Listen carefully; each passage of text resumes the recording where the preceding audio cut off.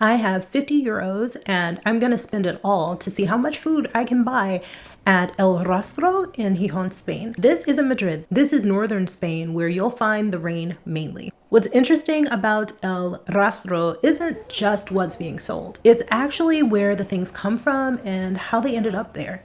It's not uncommon to find objects that were originally made in the US, sent to Latin America, and then brought back to Spain via trade. And now it's sitting on a folding table in Gijón for 3 euros. Old Levi's with Hecho in Mexico tags, 90s Nintendo games in Portuguese, Soviet era pens, or even American military gear from the US bases all across Europe. Each item has a hidden history. You may think El Rastro is where junk goes to die, but here in Gijón, it's where things get a second life. Some stalls are run by professional pickers and dealers who source all items all week. They often travel across Asturias, Galicia, or even into Castilla y León to find their stock. If you keep your eyes peeled, you can even find some really neat things. I personally am always on the hunt for taros de botica. Also, some buyers come to El Rastro not to shop, but to trade and to network. Some of the vendors are actually part of tightly knit family networks that have sold at the market for generations, some since even the Franco era. From what I hear, the Rastro used to be a little wild. That was before it moved here to Recinto Ferial Luis Adaro. Before there were pop-up vendors spread throughout downtown Gijón and near El Molinón Stadium. Some vendors even sold out of their car trunks. Like I said, I'm always on the hunt for taros de botica. I also keep my eyes peeled for items that may be useful at home. While there is a large variety of clothes and goods, today's focus is going to be on food. This visit, I'm spending 50 euros to see how much food I can actually buy. I tried to do this before over the last 2 Sundays, but I kept forgetting to bring cash. There is an ATM nearby, but it's not my bank, and I don't like paying extra fees to get my money. If you visit El Rastro, you need cash. I even tried paying with Bizum, and even that was a no-go. Today I brought cash. I still managed to forget something though. I forgot my tote bag. So I'm using a grocery bag that I keep in my car. As soon as we got there, we ran into our friends Serena and Sam. Serena is super cool. In my opinion, she knows everything and everyone, and I'm so lucky to have her as a friend.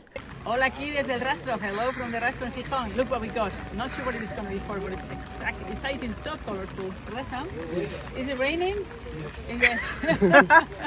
Bye-bye. She told me that I have to haggle with the vendors. Spoiler alert, I forgot every single time. She also said to try olives before you buy them. Yeah, we bought the ones that she bought because she said they were really good. I trust her taste, and she has yet to steer me wrong. We typically arrive to the Rastro before 10 a.m. to avoid the crowds. It's open Sundays from 8 a.m. until 3. Today I slept in since it was Mother's Day. I like to start on the edges of the flea market, then work my way through the aisles. I like to check out every single booth because you never know what you're going to discover. Definitely wear comfy shoes when you go. The entire experience is on asphalt and your feet will be tired once you're done. Bring an umbrella too. Today it rained while we were there. Like I said, Asturias is where the rain in Spain falls mainly. Right now, the weather is a bit unruly, actually. It's hot and then it's cold and it's all in one day, so dress in layers. There are some stalls that I know I want to visit. This one I'd passed up the past couple of weeks, but I always need tea and spices. So this is where I'm going to start the challenge. I realized it had been a while since I'd had Earl Grey tea. Of course, it slipped my mind what spices I needed. I'll have to come back next week if I'm missing anything. While I was getting my tea, a gentleman walked up asking for a concoction. Apparently, he used to have gastrointestinal issues, and since he started drinking a tea mixed by this vendor, the ailments have stopped. My husband suffers from gastro concerns, so he bought a mix as well. His mix is not a part of the challenge. He has his own money. The gentlemen at this booth were so sweet. I still struggle with speaking Spanish in public, not because I don't know what to say, but because I'm actually shy. When I was ordering my tea, the person helping me realized my struggle and he spoke in English. I thanked him, but I told him I preferred to speak Spanish because I will never gain the confidence without jumping in deep. I ended up buying 500 grams of Earl Grey tea. The hardest part of ordering Earl Grey in Spanish was figuring out if I would say Earl Grey or El Grey. Earl is rude. It does not roll off the tongue well in Spanish. Absolutely not. Not at all. No. Next, aceitunas. When I lived in the States, I only liked olives on pizza. Clearly, I wasn't living because olives from Spain are life. When we got here, we should have done a whole olive tasting, but my husband was hungry and he was ready to wrap up our visit so we could have breakfast. We did buy the olives that our friend Serena bought.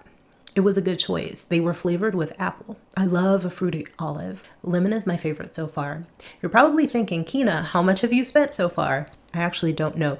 There are no receipts in this challenge. I only had a 50 in my wallet, and when I got change back from the tea vendor, I received 2 20s, a 5, and some coins. So that half kilo of loose tea was less than $5. The jar of olives was $4.50, so we are about at €9 right now. There are a lot of vegetable vendors at this market. This one was the first one we came to, and it had the most variety. We brought what I thought was a lot of produce. 2 eggplants, a bunch of onions, carrots, tomatoes, and it all totaled €4.50. I was really looking for a booth that sold beans with hopes of finding really nice red beans. There was a stall, but they only have fabadas, lentils, and black beans. There is a nice mercado near where I live that has more variety of food than the Rastro. We stopped at a few more booths because we were nowhere near spending the €50. We were almost at 14 at this point. My husband was hungry and we definitely don't want to turn him to hangry, so we decided to get a move on. We stopped at a few more stalls. I got a €5 mango that I can't wait to eat. It's not quite ready yet. We also grabbed some asparagus and 2 padron plants. Then we stopped at a vendor and grabbed 2 kilos of strawberries for €6. My bag was full and it was very heavy. Then it was time to feed my husband. After we ate, we stopped at one of my favorite pastry shops, Punto Caramelo. I wanted a reina de nata, but they were completely out of them. So I got a carrot cake muffin, which was topped with dulce de leche. My trip to the Rastro was a fail. I failed to show you all that I bought with €50. This is what I bought with €39.19. Like I said, I only had €50 in my wallet, and this is the change that I had. You may wonder why I didn't buy more vegetables. The thing is, these foods are fresh. They aren't meant for storage. We bought what we could eat before it went bad. We are a family of 3, so that's not a lot. The olives, they're a great snack. The strawberries I used to make Korean strawberry milk with, and the carrots are for a salt and vinegar carrot salad, and the eggplants are used for stuffed eggplants.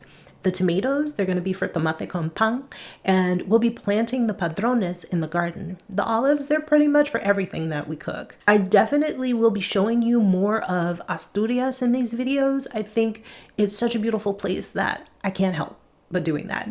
It's so different from the rest of Spain while being very, very similar. And if you haven't subscribed already, please do so and watch this. Okay, thanks for joining me. Bye.